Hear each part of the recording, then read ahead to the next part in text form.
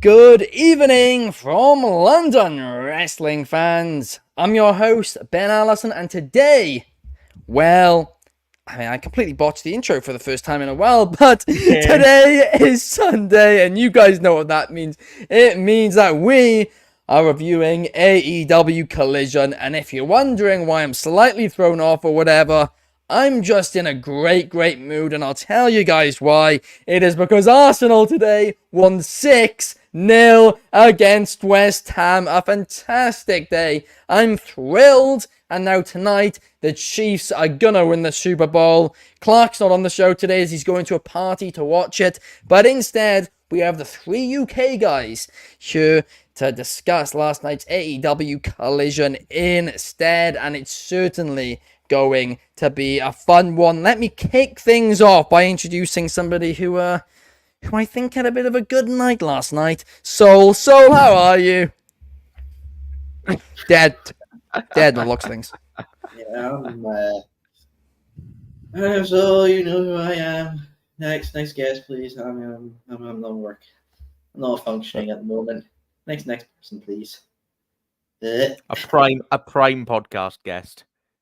Absolutely, phenomenal. That's why people come here to Wrestling Republic, We got Coach 23 saying, "Go Chiefs!" Absolutely, the Chiefs today will take home the Super Bowl. And Chaos in the comments over on Instagram is saying Rice and Saka were great goals. Not going to lie, Chaos isn't making fun of me for once. To be fair, it's hard to make fun of anybody when you're a Manchester United supporter. But last but certainly not least, we have David joining us. And David, you've been away for the last week or so. Of course, you were the lead role in Jekyll and Hyde. I went to see it the other day, and your performance was phenomenal. But how are you doing? Thank you, Ben. That's very, very kind of you. Thank you, everybody. Hello. I'm very, very excited to be here back on the Daily. It's been a hell of a week. It's been a very, very long week. And I was just, I'd be rehearsing and then I'd get a thing to say, "Oh, Scott D'Amore's been fired." Oh, okay. Back to Jekyll and Hyde then. And it's been one of the weirdest weeks because so much has happened. We had the press conference. It's a repcon, not a work. Sorry, we're not starting that today. But yeah, it's been a really, really fun week, both in the acting world and in the wrestling world. And I'm excited to talk about, I say excited. I thought Collision was all right. Let's talk about it. Absolutely. No, I mean, it is one of those things. I mean, some people in the comments are saying, we're not being very nice about AEW Collision. And in fact, since we started taking, which was only like a few weeks ago, right? So it's not a large data pool, but since we started taking fans' ratings for shows, it's the first time that fans' rating has been lower than our own rating, which tells us, how much people did not like it. But before we get on to, onto the show, David, I've got a question for you. And that question is, do you know it or do you not? In case you guys haven't been watching the show lately, this is our new addition to it, where at the start of every show, I ask one of the contestants a few questions about a certain topic, a random topic, a topic they don't know anything about ahead of time, and they have 45 seconds to answer as many as they can, although there only is ever 10 questions, so 10's like the best score you could possibly get. If you wanted to, if you get it wrong, I'll read out the right answer. If you don't know it, you can say pass, and I'll move straight on without repeating the answer, so that might save some time if you don't know the answer. It's a very simple quiz format, isn't it? But without further ado, do you know it or do you not? Daniel Bryan Danielson edition. You have 45 seconds starting now. What year did he debut? Where? In any promotion. Wrestling. 2004. Wrong. 1999. What year did he first sign with WWE? 2010. Wrong. 2000. How many championships has he won in AEW? 0. Correct. In what year did he get fired from WWE? The second time. Correct. What year did he retire from WWE? 2015. Wrong, 2016. Who did he face in his first match back from injury in 2018? Was The Miz and Kevin Owens? No. Oh, incorrect. It was Sami Zayn and Kevin Owens. I guess you had half correct. Maybe I'll give you half a point for that one. But yeah, no, he first signed with WWE in 2000 until 2004. Match with Cena on Velocity. Yeah, that first question threw me off. When did Daniel Bryan debut? Where? In what promotion? I meant, his wrestling debut. The debut. When did he debut? My brain went WWE, Ring of Honor, AEW. In life, when was he born? Yeah, that was terrible. That was a very when was he born? That is cold. But I mean, I'm annoyed about the Bryan one because he's when did he retire? Because he stopped wrestling in 2015. Yeah, and then waited ages and ages and ages while we waited to work out what was going to happen with him, and then he retired at the start of 2016.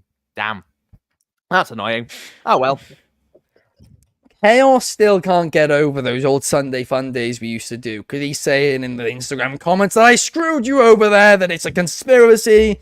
Chaos and Clark are still clearly in cahoots about there being some big conspiracy against them because they both suck at quizzes. I love a quiz, and I will get better at them when I breathe myself into them before I start, and don't get started with when did he debut? What question is that? Nonsense. It's a great question. When did he debut? Okay. When did he have his first professional match? That was all you had to say. I try and make them as short as possible because the other day people were saying they were too long and I was screwing people over. Right, let's talk about. But so unfortunately, we are going to need to get you back in. You're going to need to make a miraculous recovery from this hangover because we need to talk. Oh, he's at the Iron Pro. He's got the Scottish drink out. Still the king of the quizzes, baby. Still the king. My 9 points has been undefeated as always. So I am the king. I will happily do another quiz. I will put on the title on the line. I will win all the quizzes because I am the quiz master. Now, Collision, let's get on with it. Yeah, let's get on to it. And yes, Sol, you are still top. You still are top with 9 points. But let's now talk last night's AEW Collision, because if you guys watch Wednesday's episode of this show, I said about how I really desperately wanted the BCC and CMLL feud to end on Wednesday night. I said it was a fine short feud, but it needed to end then and there because I still don't understand how this is benefiting AEW in any way because, I mean, CMLL aren't doing great ratings in Mexico. So I don't really think it's massively helping them there. But anyway, listen, the CMLL guys came out, and for the first half of this match, they were dead. Like, that's the truth of the matter. The crowd were only coming alive during the first half of this match when Moxley and Claudio were doing their big moves. The rest of the time, they were dead. As it went on and they got more familiar with these CMLL guys, they got more into it. But my question, it comes back to it again. It's like, why are you putting the time into building these guys instead of building your own roster? I really don't understand it.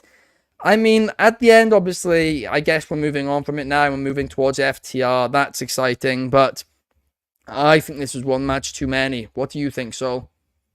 I think if you look at it like, they brought in all the guys at the start of it, but then the other ones hadn't had matches, but they still interfered. So it makes sense to them to fight all the guys. And as well, if you've seen on AEW socials, one with the Sphinx mask, mentioned that they want PCC to come down to their territory in Mexico City. So, as I said before, take Blood and Guts and put it in a CMML show for that. Because you can have BCC versus CMML guys, let the CMML guys get the win back in their own home promotion. It's a big thing for CMML. And as well, if AEW collab with CMML, does it benefit AEW a lot? Not necessarily, but it shows AEW's willingness to cooperate. We've got this whole thing of unity going on within the wrestling scene. Promotions working within one another, AAA with TNA. Like, I honestly think this year's Forbidden Door, if all the cards fall in the right places, could be a massive one. Think about it. AEW, maybe CMLL and New Japan get that freeway crossover going, and then that's another great thing, because you want to be AEW. What I think it is a beacon right now in professional wrestling. It's a beacon of partnerships. Now immediately people are going to say, well, the TNA thing and all that back in the day with the Impact, that was a load of different circumstances at that point. That happened during the pandemic. Things might have not worked out the best of ways because of all the restrictions going on. And eventually, Christian Cage did win the belt off Kenny and then took it to Impact, wrestled on their pay-per-view and dropped it to Josh Alexander. So there was a good thing that came out of that, because then Josh had the rivalry with Moose. So it led on to something. Could there have been maybe more things? Absolutely. There could always be more things. But, hindsight and the powers at the time might not have worked that way. Now, obviously, I feel like things going with CMLL could be fun. Obviously, I won't lie, I didn't know who any of these guys were except Mystico and Del Mascara. So, yes, I can understand why people wouldn't be familiar with them, but at the end of the day, some people have to take losses, and do you really want to risk your own guys who maybe might not need the losses and then do it with CMLL guys who are willing to do that? Because if you were to put on BCC versus someone like Serpentico and Angelico, who are fun and enjoyable themselves, it's not really going to be a selling point for some people. But CMLL guys, people from another promotion, it's an interesting one. I mean, hopefully this isn't over. Obviously, we've seen with FTR. I think they're going to move on to grander things to the BCC and in AEW. I think that is a really interesting point, and it's a very valid point as well. AEW, I guess, is trying to help out other companies, and these talents don't really need to win in AEW. So there we are. It's an easy loss. Meanwhile, they're getting showcased, so it's good for them. It makes sense. It makes perfect sense from CMLL's perspective. Anybody saying that they buried CMLL is just wrong, because it's only helped them. It's just whether or not it was worth it from AEW's perspective. I will argue about the losses thing and just say they have so many talents. I mean, they have Lee Moriarty, who's so talented, and let's face it, they've done next to nothing with, considering his potential since he's, joined AEW. Obviously, he's with Shane Taylor at the minute now, but every time they've given him an opportunity, he's done well in it. But they've just given him next to, no opportunities. And that's just me picking a random name. Their roster's so big. I think there are enough guys to take the losses and can get the rub and be elevated to that next level, like the CMLL guys were in this. Because like you said, it certainly did help CMLL, undoubtedly. And anybody who says otherwise, I think is just very simply wrong about it. But David, I mean, how are you feeling? How were you feeling about this opener? Oh, I haven't had the chance really to talk about this partnership with CMLL because I haven't been on the show. We had some debates in our group chats and things like that about the CMLL partnership, because I was very excited by the CMLL partnership because I watch CMLL, not religiously. I'm not a religious viewer, but I tune into the big matches and the things that I hear is good over there, and I like what they've done with the CMLL. So I loved Hechicero and Danielson last week. That was brilliant. Really enjoyed the tag on Dynamite. The problem I think that we're finding now is that, because, like you said, because we keep continuing to stretch it, that feels like the end to the story. And now we're stretching it with the other talents. These aren't bums. I mean, Esfinge is the light heavyweight champion, and Star Junior is one of the trios champions. So these aren't just rejects from the bottom of CMLL's card. They're fairly decent names, but they're not people that And unless you really go into it, you're probably not going to know who they are. I mean, I didn't know who Hechicero was last week, and that's just because for some reason his matches have always slipped me, and I was proven that blew me away. But the names that I know well from CMLL are people like Mascara Dorada, Mystico, people like that, Volador, Barbaro Cavanario, who hasn't even shown up yet, so I don't know where he is. But I feel like the CMLL guys challenged them to a match in Mexico, the Blackpool Combat Club. That'll be fun. Bring them over to Mexico, give them a match over there for the company, give CMLL something over there. I feel like there should have been a focal point to this invasion from CMLL. There should have been one person who it was a leader, somebody who it was building to, and for me that would have been Mascara Dorada. Because he's kind of the face of CMLL right now. He's in pretty much all of their major main event matches right now over in Mexico. But also, he was Grand Metalik in WWE. So, although he wasn't massive in WWE, he's an incredibly talented guy, and people still know who he is, or Mystico, or anybody like that. But I would have just had somebody be the driving force, because it feels like we beat the big names on Wednesday, and now we're just slowly going down to the next tier. And I fear we could go to the next tier and the next tier, because like this match was I enjoyed it, but like I watched Hechicero last week and was like, wow, this man is incredible. I watched this Finger in Star Junior, who I've seen wrestle before, and I was like, yeah, they're talented guys. They're talented guys who put on a good match, good opener, but I think we are kind of doing it in reverse. You want to start with the smaller guys and build to the bigger people, and we're kind of doing it backwards. A totally fine opener, but I think ultimately I feel we could start to drag this on too long. Yeah. I mean, I think we're all in agreement for once here that pretty much, it probably should have ended after what was a great match on Wednesday. Yeah. And it was a nice, short little storyline. And maybe we could come back to it at a later time, but for the time being, that's probably when they should have cut it, because, I mean, I don't think this did anything to get the crowd. The next thing should have been in Mexico. Yes, absolutely. They should have let them do the thing over there, and then whatever the result of that match is, if you want to build something there to bring back to AEW later, grand. But the Wednesday was the natural conclusion to this, I think. Absolutely. We have Bobby Petito saying, hello, guys. Hello, Bobby. I hope you're having a great Super Bowl Sunday.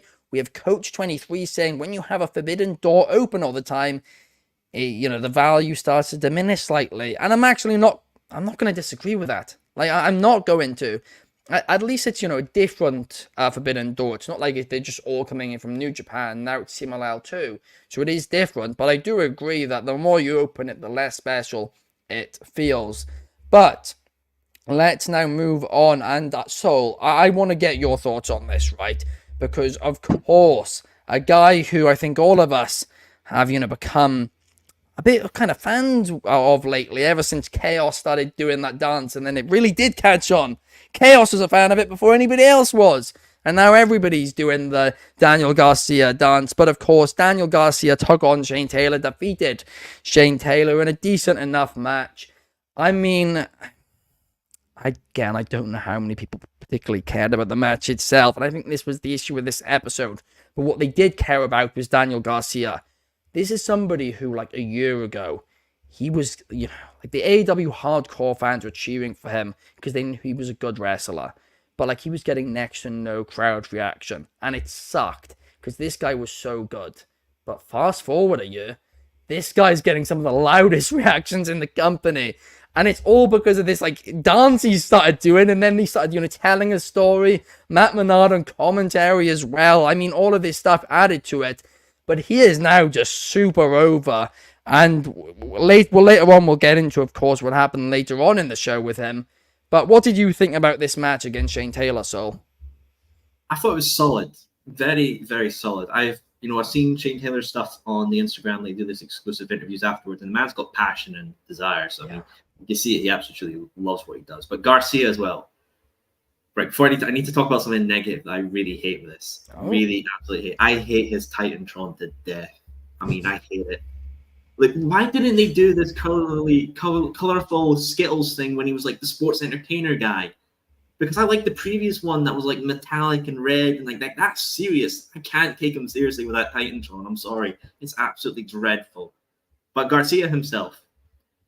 You remember how I said at the start of the year, crazy predictions? Garcia or Yuta will win the Continental Crown. Yeah. I'm saying it this. Because obviously Tony Khan announced that it's going to be Eddie Kingston versus Bryan Danielson for the Continental Crown at Revolution. I wouldn't be totally against it if Bryan won that. Bryan wins the Continental Crown in his final year as a champion, holds it, and then at Full Gear, have Garcia take it off him. I would have said Wembley, but I honestly think if you're going to do anything with Bryan, it's Nigel McGuinness at Wembley, just because that's an amazing story to tell there. McGuinness, Bryan, Wembley, all in, do that. Then after that, have maybe Garcia come out and tell Nigel, because he is a great technical wrestler in himself. Then the next pay-per-view after, he will all out with Full Gear, have Garcia take the Triple Crown and run with it. Yeah, The only thing I'd say about that is I think he's retiring before Full Gear. I think he said it's around the time of Wembley that he's going to hang up his boots. Well, All right. or full time. Right, we're taking the whole plot here and we're going to do a director's cut. Right.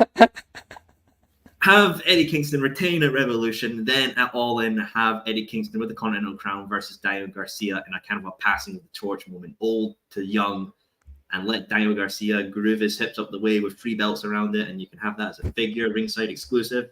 Can hope, and we can have Anthony and Clark talk about and sold separately on the Wrestling Republic YouTube channel. You can click below to watch it. Hey. We have so many other great things for there. So yeah, I honestly think give me Eddie Kingston versus Daniel Garcia for the Continental Crown at AEW All In this year. Oh, I love that. I mean, like we said, Daniel Garcia has always been a great wrestler, right? From a very young age, he's had tremendous talent. The issue with him is he's not been able to connect with the crowd until now, and now they need to capitalize on it. They really, really do. They did a great job in the Continental Classic, and for him to then take that crown, and maybe even take that crown into next year's tournament, that would certainly be a fun way to do it. David, of course, after this, Adam Copeland, came out and he cut a promo and he said that, Tony Schiavone was with him. They were doing an interview and Tony Schiavone said, you're third in the rankings, which means you get to choose which title you want to challenge for, because of course Swerve and Hangman, well, they've got the AEW championship, so you get to choose any of the others.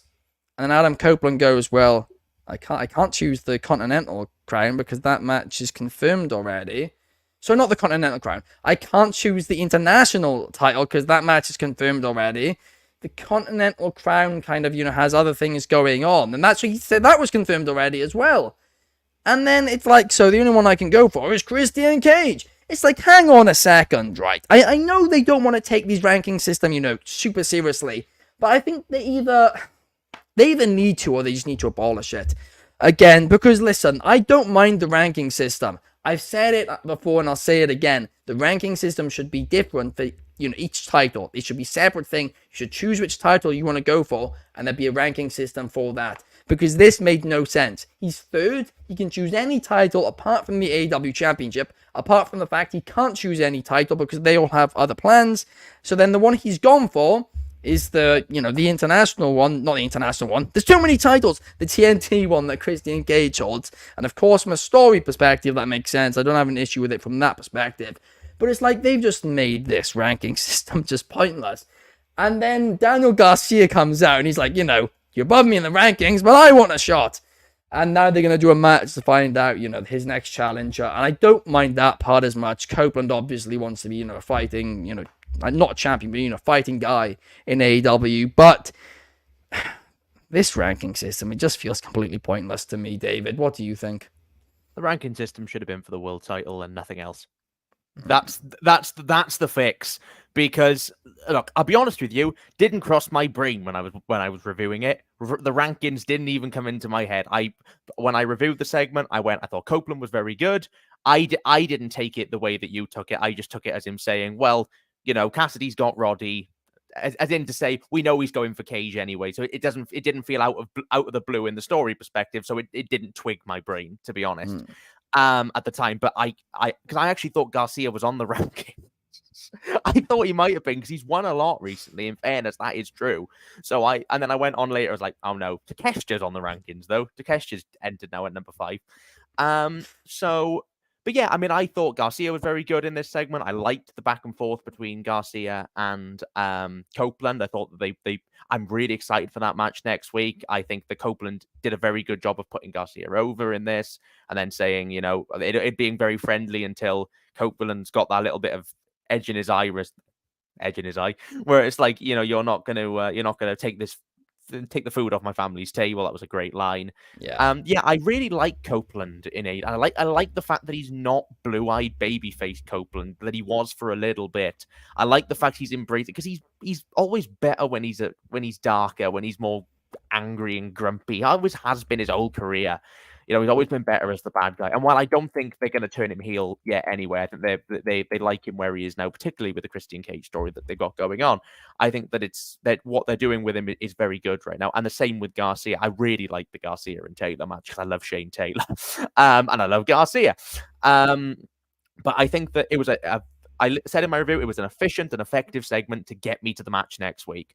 Like I said, I didn't twig on that. The only thing I twigged on with that was, I really want to see Eddie Kingston versus Adam Copeland. And maybe I got a bit caught up with that when me going, oh, that sounds like fun, rather than actually paying attention to the logic of it. Because in fairness, you are right. But I do think the fix, it should have just been, because the international title is an open challenge title. Cassidy said that himself, that he's holding open challenges for it. So I don't even know why he's on the graphic, to be on the rankings graphic, because he's not going to care. Anyone who wants it can have it. He said that himself. So it should have just been for the world title, because then this would have made the whole thing make sense, and the rest of the titles just fight them the ordinary way. But it just gives the main event scene a bit more interest then, to have that be under a ranking. Yeah, I mean, I honestly don't mind Clark's idea as well, where you have a different ranking for each title. So, you choose which title you want to go for. Copeland obviously has an issue with Cage, so he chooses that one. Maybe, the open, maybe don't have one for the international title or something like that, where you're like, this is just, the workhorse title, open challenges, that doesn't need to be ranked. And that's the stipulation behind the title. It gives it more of a meaning there as well. But I think it becomes very problematic when you have almost more titles than people ranked. I think that's probably your first red flag there. But talking about people who aren't ranked, neither of these guys are, even after this one, I don't think. But Mark Briscoe and Brody King, they faced each other. It was a fun match. Mark Briscoe is another guy who just has that connection, that automatic connection with the crowds. Brody King's had a breakout, few months since the Continental Classic.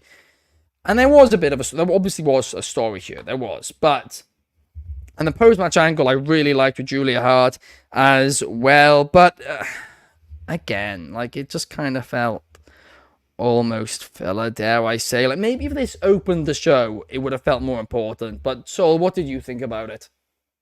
As you can see, I have my tie around my head because this match brought me inner peace. It was a beautiful match, beautiful brawl of devastation and violence. Truly a stunning match as well. And it makes me wonder, where do we go from here? Where do we go now? Tell me what you want to know. So I feel like from this, it's going to easily be House of Black versus the Hardys and Mark Briscoe feud going into maybe Revolution or something. That's where I feel like it's going to go. But most importantly, I feel like Mark Briscoe is a great wrestler. And I feel like he needs his moment. We all thought when we were at Ring of Honor Supercard that he was going to get that moment beating Joe for the television title. And then we were swerved. So it didn't happen there. So where do you do it? I mean, no offense, but I don't think right now Mark can be slotted into the world title scene. It's too stacked as it is. Yeah. You got Hangman, you got Swerve, you got, Ospreay's going to be coming into the company soon enough. I think, if anything, Continental Crown or International is a good thing for him. Why not have it off Roddy? I feel like Roddy's going to win it off OC, no doubt in my mind. Have Mark take it off Roddy, because they've got history in Ring of Honor. That's a good way to do it.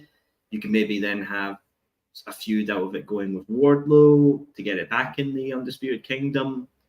But again, I do like this as well, and I know a lot of people are complaining about House of Black because Malachi's not had a single match since Cody was, in the company. I feel like it's not been that long.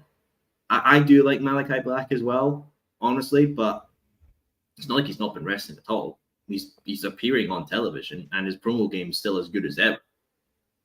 If anything, if you were going to continue, I feel like the Garcia FTR House of Black feud's over. So, if anything, I would have done a feud with Malachi Black and Garcia. Hey, going back to my previous topic, if Garcia wins the Continental Crown, have that be a feud. Malachi Black versus Garcia relives the past. That would certainly be fun, and I don't know, to be honest. Although I obviously Malachi Black is appearing, he's still cutting these good promos, but he's done next to nothing in the ring in recent times. It feels like they build up to a big match every 3 months, and then after that he does nothing again. Brody King is consistently featured at least, and so is Julia Hart. But like, it's hard to get momentum behind the stable when half the stable isn't regularly performing. And I mean, it comes back to the ranking system again. You mentioned Mark Briscoe, competing maybe against Roderick Strong if that's the direction they go. It's like, well, you're saying that the main event seems too crowded or something. Mark Briscoe is going to have to beat all those guys in theory to be able to get onto that ranking system to climb up it, and it's just an absolute disaster. It's an absolute mess. It makes less sense than Vince Russo's booking. We've got... Allison, please take the Tibana of peace. You need inner peace, my friend. Please take inner peace. Abolish the rankings. I'm sure the next segment is going to really make you really want your bow of inner peace. Inner peace. We got Coach 20, who's got an actual interest in the theory here. Have a value for the ranking system. For example, if a wrestler wins 5 straight matches, they can challenge for the Continental one. Win 10, then for the International. Win 15 for the TNT. Win 20, challenge for the world title. So it's kind of like a cash-in system. I mean, here's the thing. Do that for didn't Amazon do something like that? I can't remember what promotion it was, but there was a promotion where they had like rings, where when you won a certain amount of matches, you get a ring, and then when you had all the like gauntlet rings, you could challenge for something and cash it in for something else. And it works. It works quite nicely for particular products, but I don't think it would work for AEW. I think if you had it, you'd have to bring back Dark with squashes all the time for it to work, and it just. I'd still watch it. So would still watch it. We know we would. I was on that stuff when it premiered on YouTube. Well, David, anyway, let's go on. Let's go on and talk about this, right? Because I'm not happy. I'm not happy at all. Deonna Purrazzo took on Kiara, what's her name? Kiara Hogan. She's such a talent. She really is, but she just loses every time. So what's the point? We had Deonna Purrazzo versus her. We then had Toni Storm versus Queen Amarata. And by the way, Queen Amarata is super over. They've showcased her really well, but they're saying they're a sports-like product. I said it the other day. I'll say it again. You cannot go around calling yourself a sports-like product and then feature somebody every single week, sometimes twice a week, who's lost 8 weeks in a row now. 8 weeks in a row, every match on AEW. Every match. It's not like it's some tournament or there's some explanation for it. It makes no sense. You don't see somebody in the UFC 0-8, do you? Even CM Punk, after losing 2, wasn't allowed another. Like, it's absolutely ridiculous. Queen Amarata deserves better. She needs to get some wins. This booking's so lazy. And I praise them. I feel stupid for praising them now when I spoke about Toni Storm and Deonna Purrazzo and the build for it. I said that, finally they're putting time and effort into telling a story in this women's division. And now, look, actually they're not. They're just, they are still doing it, but they're just doing it in a lazy way. Toni Storm is facing people who it's obvious she's going to beat. And also, she faced somebody in a championship contenders match or whatever it is. Yet Ishii, who's never won a match in AEW, can challenge Orange Cassidy. Make it make sense, please. It just doesn't. Tell a story between Toni Storm and Deonna Purrazzo, because they did for the first few weeks, and it was great. And now it's all a mess again, and it just feels lazy. David, please try and salvage this for me. Well, I think you're being too harsh on the overall story, but I agree with you on this week. I'll talk about both matches separately because I felt differently about them both as individual matches. I thought Purrazzo and Hogan was really boring. It was like I feel bad for saying this, but I've not seen anything from Deonna Purrazzo in AEW since she's joined AEW in the ring that is living up to the hype. I know Purrazzo is great. I've seen her wrestle. She's fantastic. This is not me having a go at Purrazzo, but every match Purrazzo has had since she's come in, I found underwhelming to quite bad. And that's not necessarily her fault, because I can, I know what we all know what Diana Perrazzo can do, but something's not clicking, and maybe it's just because I haven't seen her have a match longer than 4 minutes at a time, 4, 5, 6 minutes, that she's not had any time. At least with Toni Storm, I've seen her wrestle on pay-per-view, so I know she's great. I've seen her wrestle for years, and don't take that as me saying that Perrazzo's a bad wrestler. She's great. It's just, like I said, since she's come into this company, I've not seen it. I liked Storm and Amanata mostly because A, I love Queen Amanata, and B, because I got a kick out of Toni Storm, who seems to have changed her wrestling style slightly to wrestle more like it's the 1980s.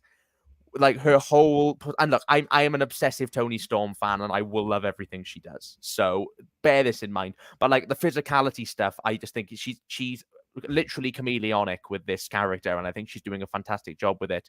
But yeah, give Queen Amanata some wins. It's from the story they're telling on commentary, it sounds like they want to build it up so her getting a win will mean something, like they did with, was that Moriarty? Was it Lee Johnson? I think Lee Johnson. Lee Johnson a few years ago, where they lost and lost and lost and lost. But her name is Queen Amanata. She walks to the ring like a superstar and then loses because they've booked her against every single top woman in the company, which is great because she's had very good matches every week for the last 8 weeks. But I like Rampage is right there. Give her wins on Rampage if you must. Yeah. She's losing on Rampage as well to like Statlander and Nightingale, and like they're all great. I think that Storm and Perrazzo's feud has stalled in the last week or so. I'll be honest. Yeah, that's what I'll agree with. Before then, I loved it. But it has stalled. I don't think that necessarily means that they've stopped caring. I just think they've realized, oh, we've told our story and we've still got another 3 odd weeks. No, that's lazy. They could tell more of a story. But next week, Toni Storm's got a video wet ink or whatever. Also, that post-match promo, it made me laugh, but it was the most rambling thing I've ever seen in my life. But she's debuting a video, so I reckon that'll be something around the tattoo, which might be a furthering of that story. I don't know. Yeah, but hopefully. But this has been, between Dynamite and Collision, it's been quite a lazy week for this feud. It absolutely has been. But at least hopefully next week will be better. But this week, it was just completely unnecessary. And it hurt the story, and it stalled the story, and therefore hurt the momentum that it had. And it hurt the ranking system. So all in all, really bad. But now let's move on. Let's move on to talk about the main event. Because this wasn't really, really bad. This was quite a fun main event match. And it was kind of... AEW Collision's kind of got to the point now where there's usually 1 or 2 matches a week, which is just good wrestling. Like, they just give it a bit more time than it would have had on Dynamite, and they just let the performers put on a really great match. And I don't mind that. I really don't. Is this maybe aimed slightly more towards the hardcore audience? Yes. But I don't mind it if the rest of the show, makes sense. Like last week, for example, I thought they nailed the Collision format. This week, outside of this, I thought the show kind of failed in most things. But Orange Cassidy, Ishii, there's not much to say about it other than I thought it was a good match. OC still champion, and they're building the Roderick Strong and OC story. What were your thoughts, David? Well, I wanted to see Orange Cassidy and Tomohiro Ishii so badly for so many years. These are 2 of my favorite wrestlers. Ishii, I adore with all my heart, and you know my thoughts on Cassidy. I've made them very clear on the pod. So when I was reviewing it, I had to take off my bias goggles and try and look at it as an actual wrestling match. It was a very fun main event. I thought it started a bit clunky.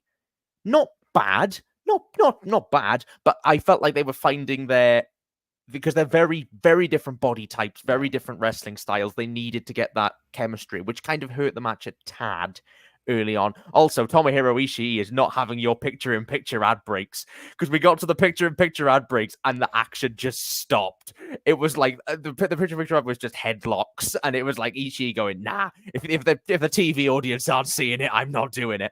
But the second it came back, bang, Stundog Millionaire, and you're straight back into the action. The last act of this was brilliant.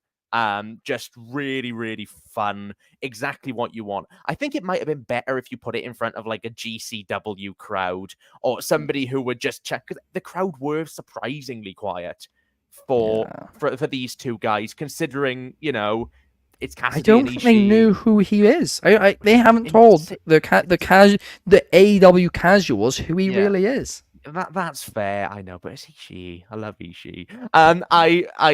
Yeah, I would have. I think on like a Joey Janela's spring break as the main event, have it go 10 minutes more. This would have been one of the matches of my life. As it was, like it wasn't what I dreamed of in my, for so many years. We still got Cassidy and Suzuki. Please, Cassidy and Suzuki. Let them do it at one point. But the match itself was very good fun. I enjoyed the second. I just wish the ending was a bit better.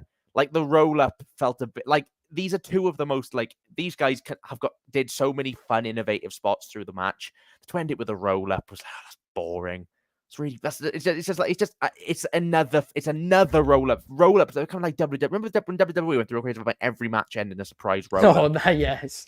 This is what the AEW are just as bad. The every match is ending with a surprise roll up, and it was like, oh, that to me was like for this kind of thing. But I get why, because Ishii's big and Cassidy's small. But really fun, enjoyable match. Just perhaps not quite the blow away success that I was expecting it to be. Probably because my expectations, I may have set them slightly too high. No, I think it is kind of a point. Maybe, in fact, maybe I was a bit too nice about it, because it was a good match. But when you bring somebody in such as Ishii, who probably a lot of the crowd probably don't know, right? If we're being realistic in certain areas AEW go to at times, when they have more of a casual crowd than they do in other. For example, when they go to Chicago, they could have done this match and they would have been way louder. But in venues like this, maybe a lot of people don't know Ishii, and you need to get them behind him. You need to put on a really, really top match in order for them, really properly care. And maybe it didn't quite reach that level, but it was still probably my favorite thing on this show. But what about you, Saul? What did you think about this main event match? The match was solid in itself. I like the build they're doing for Roderick and OC at Revolution. I don't know what it is, but I'm just not really caring for OC as I did before. Now, I think the reason why that is because his first title reign with the international title was amazing. It really was an amazing title run. And I think that because it lasted so long, and now we're getting it again, just due to circumstances out of control, it's a bit like, oh, we had this great thing, now I'm getting it again so early. So I really do hope he drops it to Roddy at Revolution. And then it makes you think, well, where do you go with OC? I think you maybe have him do like a bit of a where do I go from here moment. Maybe just go for some crazy opponents, like give him like Shane Taylor, and then Shane Taylor just decimates him. That makes you think, oh, OC, who's a top guy, is losing to Shane Taylor now. What's going on here? Throw him a Lance Archer. He tries to bite off more than he can chew, and he just gets blackholed in through the. Like honestly, have him go through the ring. Have Lance Archer or Wardlow put OC through the ring. That would be a moment there as well. Then David's gonna like this. Have OC be like, you know what? I'm gonna get back on my horse and I'm gonna prove it. I challenge Suzuki at Forbidden Door, and OC versus Minoru Suzuki at Forbidden Door. OC wins that. Then best friends come back and you're like, you know what? We're gonna do this because we are friends. And you get, I'm just gonna say it again, All In. Have Bullet Club Gold, who have got the unified AEW tag team or trios championships, because they're definitely getting unified at Revolution or Double or Nothing, and then have OC Best Friends versus Jay White and the Guns for the trios title, and give OC and the Best Friends the trios titles. And then you can run so many things with them. Have Mogul Embassy come back and try and take the titles off them. You could have, Roddy and the Kingdom try and take them off them, and Roddy's gonna be like, I'm gonna be like Pac and have the two belts again, and ooh, scary. But yeah, honestly, have that kind of projection for OC, and he would probably be a good influx of attention to the trios division as well, with OC and the Best Friends, because everyone loves, the Best Friends because they give the people what they want. I'm just you brought up the Acclaimed and the Bullet Club Gold storyline, and I forgot all about it. And I'm glad. I don't want to go on a rant about that today, but I'm glad I forgot about it. I'm glad I had a few days where I could just forget about that mess. But I do agree it's going to end up being unified, and then maybe the Best Friends and Orange Cassidy will go for it. I don't mind that at all, but I completely agree with you. And in fact, I said it months ago when it happened. I said when he won that title off Rey Fenix, I said that it was so dumb. And I know maybe they wanted to do Moxley OC again. I just don't think that was the way they should have done it. I think they should have waited for Mox to come back, have him beat Phoenix, and then build to maybe a rematch then. But even then, I wouldn't have done that, to be honest with you. I would have done it way, way down the line. Because after a long title reign, the last thing anybody wants to see is the champion win the title back again, even if they are a babyface. But we got a few comments I want to really quickly read out before we end this show. And the first one is we got quite a few from David Marge here, and he's saying yes, Wardlow through the ring. He wants to see that happening, and he also does think that Roddy Strong will be the champion and will beat Orange Cassidy, the freshly squeezed man himself. Bobby Petito likes the fact that Brian Keith was showcased, and I'm certainly excited to see that. And then over on Instagram, you got Thomas Croix saying that with the roster that big, if you're going to do a rankings, you should probably do 10 contenders instead of 5.